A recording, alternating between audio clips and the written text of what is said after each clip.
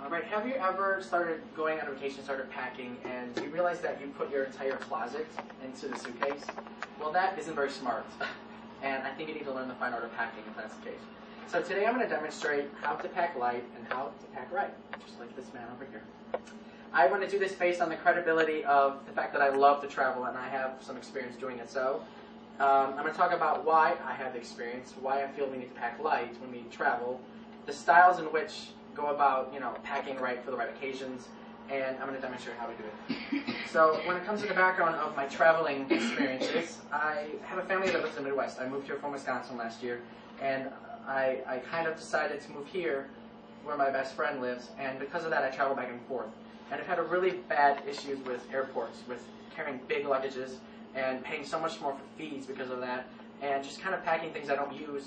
So because of that, I decided I'm going to start teaching everyone, and myself, I've learned to pack light for the occasions I need. So because of that, what we need is, when we start packing, we need to decide to pack what we're going to bring, what we need, not to bring your whole closet. When you go to the airport, you're going to bring, I recommend just a little one like this, a little bag, because that way you don't have to carry it, you don't have to get it checked in, you're not going to save luggage fees, like check-in fees, and you're going to have like the small pleasure of just carrying in and out and having everyone else kind of like back behind you while you got it all taken care of and you're ahead on the plane already. I'm going to talk about style now. Style. You need to keep in mind when it comes to packing of the weather. If it's cold, you want to wear or pack a coat and some gloves. But if you're going somewhere warm, obviously flip-flops and shorts. You're going to want to remember the activities, such as sports. You're going to want to pack differently for each thing. Theater, fine dining, you're going to dress more casually for those. And swimming, obviously flip-flops, some swimming shorts. And also the location. Location is critical to packing, warm, cold, that kind of thing. Also, now when we pack, what you're going to want to do when you pack for travel is kind of, when it comes to t-shirts, you want to kind of roll them up. I'll show you here. You're going to want to kind of roll them up really, really small, kind of like this, so that it fits nice and snug in there. You see that? Kind of fits in there. Here's another t-shirt. As you can see, I'm packing kind of for a more summery feel, because that's where I'm going next week. Alright, when it comes to button-downs, you want to kind of pack them in nice and tightly, squarely, fold them, kind of get the wrinkles out a bit. Here you go. And what's kind of good to remember is that when you're going to a hotel, they usually have an iron in there, so you don't have to really worry about wrinkles, but kind of keep them to a minimum. Makes time less better. When it comes to pants, kind of roll them up. All right. And when it comes to this kind of pant, you really only need one pair, or maybe two, because it kind of goes with everything, with button-downs and shirts and sweaters. You don't really need anything more than that. And when it comes to the more casual things, you want to bring one pair of slacks, because this goes, once again, with button-downs, obviously, with sweaters, with maybe polos too, if that occasion kind of fits. All right, that kind of fits in there. As you can see, I kind of have all the clothes I need for a weekend or like 4 or 5 days, in a way. But when you're packing your shoes, you want to bring kind of like one pair of really just casual sneakers, because that goes with everything you need, like with your shorts, with your pants. And that way you can kind of wear it around all day and not have to worry about anything.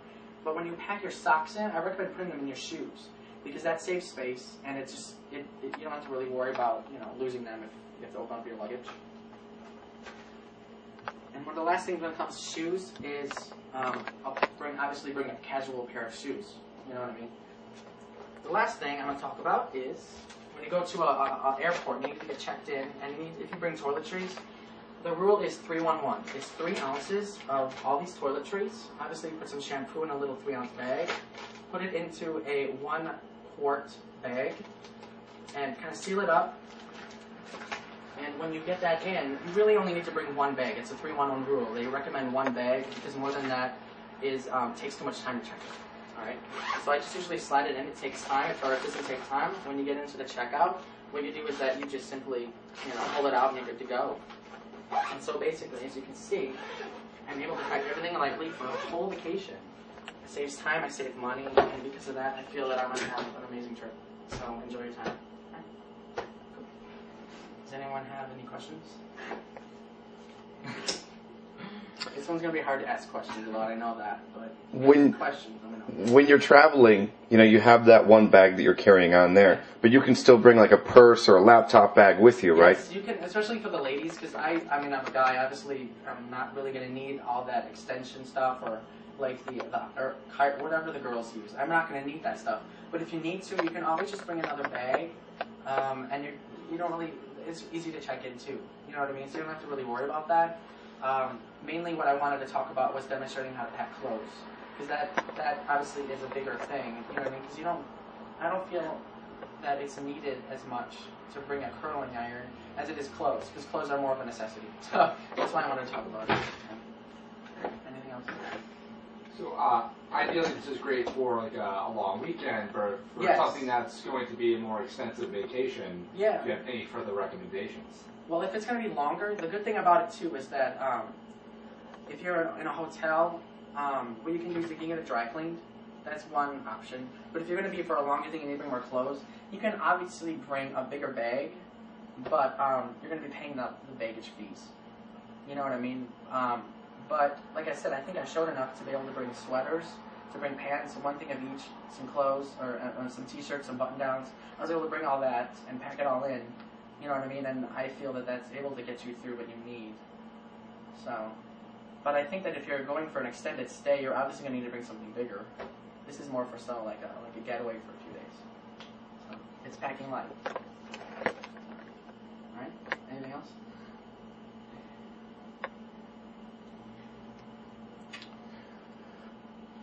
No? What are airlines charging now for bags that you check? It depends. The only free one is Southwest, but they don't fly everywhere. United, I fly with United. That's $25. That's crazy. That's $25 each way for I think it's up to 2. Okay. But it's $25 every way. That's $50 for a trip just to bring clothes. You know what I mean? And what you need is crazy. On top of all the actual fees that you pay for a flight, they're ripping you off. So that's partly why I feel it's essential to pack light. That's it. Thank you.